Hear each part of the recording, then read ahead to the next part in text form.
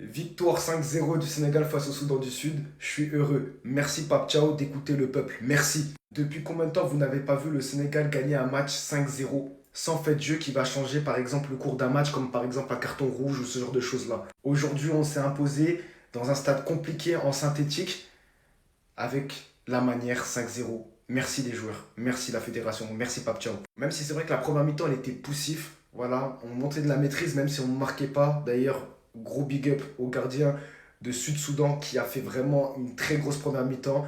Iliman Ndiaye, on va en parler aussi, vraiment trop fort. Comme face au Congo en sortie des vestiaires, on a directement marqué. Cette fois-ci, on en a marqué 3 d'affilée. On a très vite mené 4-0 au bout de la seconde période, très rapidement. Je tenais juste encore une fois à féliciter ce joueur-là. On l'a critiqué.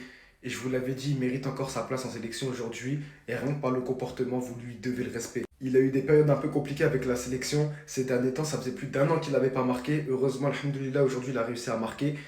Il a provoqué un penalty et qu'est-ce qu'il a fait? Il a décidé de le laisser à Nicolas Jackson. C'est honorable. Vous voyez, quand j'ai vu ça, je me suis dit vraiment, cet homme-là est foncièrement bon en fait.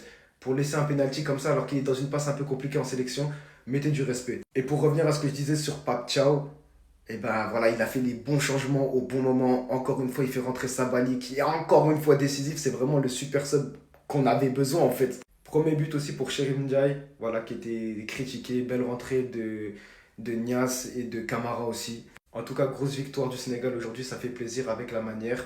On attend la Mauritanie à domicile maintenant. N'oubliez pas, le Congo a gagné, on n'est pas encore en Coupe du Monde.